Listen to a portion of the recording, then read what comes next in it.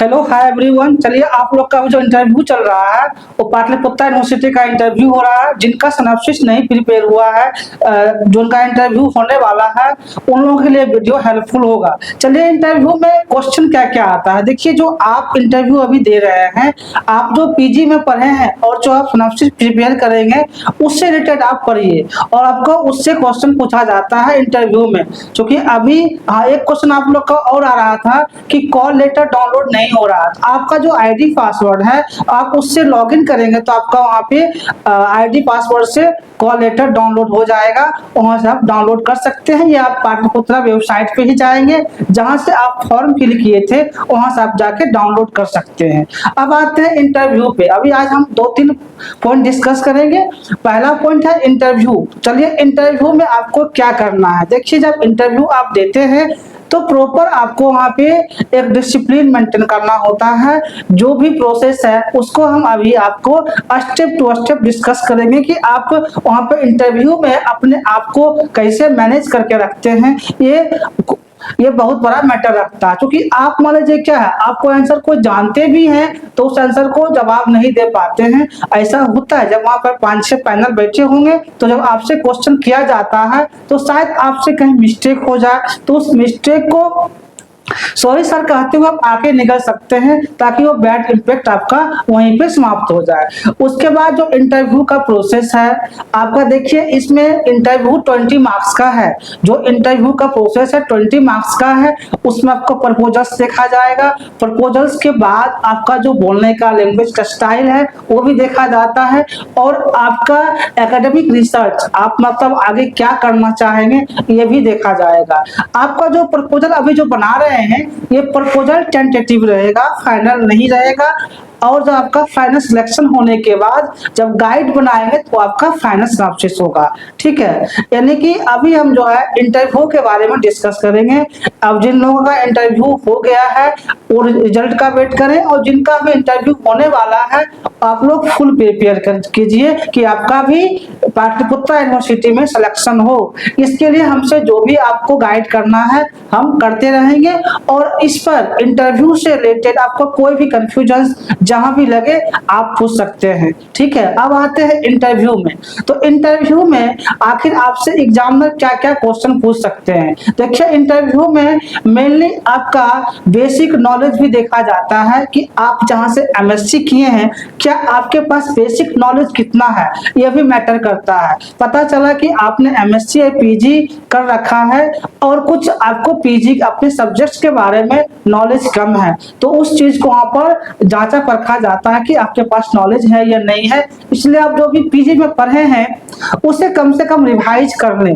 आपका जो टॉपिक से जो सिलेबस है उस चीज को रिवाइज करें ताकि आप वहां पर जाके अपना आंसर दे सकते हैं। ठीक, दूसरा है सिनॉप्सिस का। जो सिनॉप्सिस प्रिपेयर कर लिए हैं उससे 10-15-20 बार पढ़ें ताकि आपको अगर उससे ये क्वेश्चन पूछा जाए कि आप जो ये रिसर्च कर रहे हैं इससे इसका समाज को बेनिफिट क्या है। देखिए रिसर्च तभी होता है जब बेनिफिट दिखता है। ठीक है, अगर आपसे वहां क्वेश्चन पूछा जाए कि आप रिसर्च क्यों करना चाह रहे हैं तो आपको वहां आंसर होगा कि हम समाज या देश को कुछ बेनिफिट करना चाहते हैं इसलिए हम रिसर्च करना चाहते हैं। आपको यहाँ आपको आंसर ये नहीं देना होगा कि हम पीएचडी करने का रिसर्च करना चाहते हैं या जॉब ओरिएंटेड, ये आंसर गलत होता है।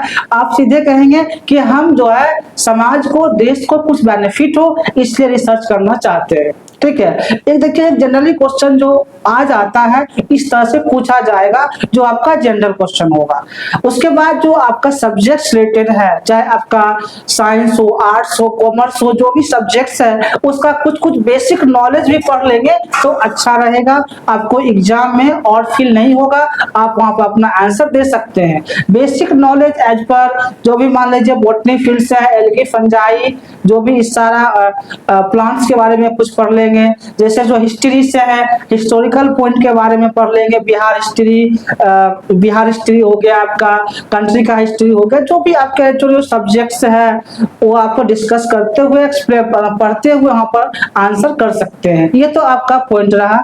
ठीक है, इस तरह से आप पूरे इंटरव्यू को एक मतलब कि अच्छा अपना परफॉर्मेंस दे सकते हैं करने के बाद। इतना कर लेते हैं तो आपका रिजल्ट कहीं ना कहीं बनने का चांस रहेगा। और इंटरव्यू में हमेशा आप जब आई कांटेक्ट तो मैटर करता ही है, इससे पहले वाला भी हम बोले थे लेक्चर्स में कि आई कांटेक्ट बहुत बड़ा मैटर करता है, कि आपका आई कांटेक्ट जब आपसे क्वेश्चन पूछा जाता है इंटरव्यू में, देखिए ज्यादा क्वेश्चन नहीं, बहुत ज्यादा क्वेश्चन होगा तो 5 से 10 क्वेश्चन पूछा जाएगा। हार्डली क्वेश्चन अगर आप जवाब देते जाते हैं तो आपका मार्किंग अच्छा बनेगा। जवाब नहीं देते हैं, मान लीजिए एक क्वेश्चन का जवाब नहीं हुआ, तो ऐसा नहीं है कि अगर आपसे 5-10 क्वेश्चन पूछा जाए तो एक क्वेश्चन का भी जवाब नहीं होगा, क्वेश्चन का जवाब होगा ही।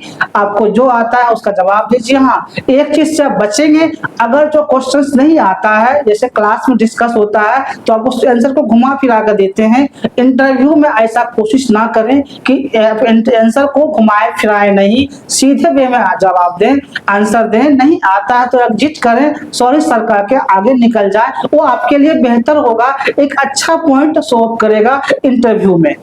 क्योंकि आज हम पूरे इंटरव्यू की प्रोसेस का डिस्कस कर रहे हैं कि इंटरव्यू में आपको किस तरह से जाना है और वहां जो जो क्वेश्चंस पूछा जाता है उस क्वेश्चंस को आप किस तरह से जवाब देंगे, ये बहुत बड़ा मैटर करता है।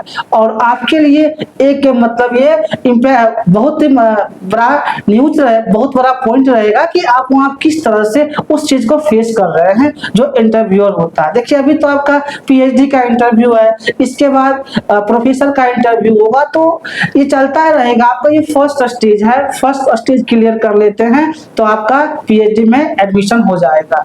और इंटरव्यू से रिलेटेड जो भी आपका जो भी क्वेरी होगा, जो भी प्रॉब्लम होगा, आप कमेंट्स कर सकते हैं। जो सिनॉप्सिस नहीं बनाया है आप प्रिपेयर कीजिए। आपका जो मान लीजिए रिसर्च एरिया है और उस एरिया पे आप जाकर के गूगल स्कॉलर पे या नेट पे जाकर के आप सर्च करें, अपने टॉपिक से रिलेटेड अपने जो आप करना चाह रहे हैं उससे सर्च करेंगे तो पूरा आपको पेपर दिख जाएगा। 10-5 पेपर, 15-20 पेपर आप रिव्यू करें, रिव्यू करके जो उसका मेन पॉइंट है उसको राइट डाउन करें और उसको राइट डाउन करके प्रिंट आउट करवा लें। उसके बाद जो भी प्रोसेस है जो इससे पहले भी डिस्कस किए हुए हैं कि आपको सबसे पहले क्या बनाना है, टाइटल बनाना है, इंट्रोडक्शन बनाना है, रिव्यू ऑफ लिटरेचर्स बनाना है, मेथोडोलॉजी बनाना है, प्लान ऑफ वर्क बनाना है, ऑब्जेक्टिव्स बनाना है, उसके बाद लास्ट में रेफरेंसेस बनाना है। तो जितना भी स्टेप्स है सारे स्टेप को कीजिए, आपका एक अच्छा सिनॉप्सिस तैयार होगा। और सिनॉप्सिस जो है कभी भी आप 15-20 पेज का नहीं बनाए, बहुत ज्यादा बनाए, नहीं तो 6 से 7 पेज का बनाए। सिनॉप्सिस 15-20 आप यहाँ सिनॉप्सिस कर रहे हैं, ना कि प्रोजेक्ट सबमिट कर रहे हैं। सिनॉप्सिस का 4-5 जितना कम से कम पेज हो उतना बेटर रहता है। आपका वहाँ 20 पेज कोई पढ़ेगा नहीं, पढ़ेंगे कोई स्टैंडर्ड नहीं सिनॉप्सिस को, ठीक है। 5 से 6 पेज सफिशिएंट है, 7 पेज उतना ही बना के जाए, क्योंकि आपका एक टेंटेटिव सिनॉप्सिस है। इसके बाद जो आपको मान लीजिए यूनिवर्सिटी जब एडमिशन हो जाएगा, जब गाइड मिलेंगे तब आपका एक नया सिनॉप्सिस प्रिपेयर होगा जो आपका रिसर्च वर्क के लिए यूज होगा। अभी तो टेंटेटिव है जो आपका पीएचडी इंटरव्यू तक ही सीमित रहेगा। उसके बाद जिनका कॉल लेटर डाउनलोड नहीं हो रहा है वेबसाइट पे जाकर के आईडी पासवर्ड लॉगिन करें, वहां से आप लोग कॉल लेटर डाउनलोड कर सकते हैं। और आपको इससे जो भी इंटरव्यू से रिलेटेड जो भी प्रॉब्लम आएगा आप कमेंट्स करें, आपको हमारी टीम के द्वारा रिप्लाई दिया जाएगा। जहां भी आपको कंफ्यूजन लगे कि हमें इस क्वेश्चन में प्रॉब्लम आ रहा है या सिनॉप्सिस बनाने में जो प्रिपेयर करने में प्रॉब्लम आ रहा है, जो आप प्रिपेयर कर रहे हैं कहीं समस्याएं आ रही है, तो आप कमेंट्स कर सकते हैं, इसका आपको रिप्लाई दिया जाएगा। ठीक है, चलिए इतना ही तक आज रखते हैं। Thank you watching for this video.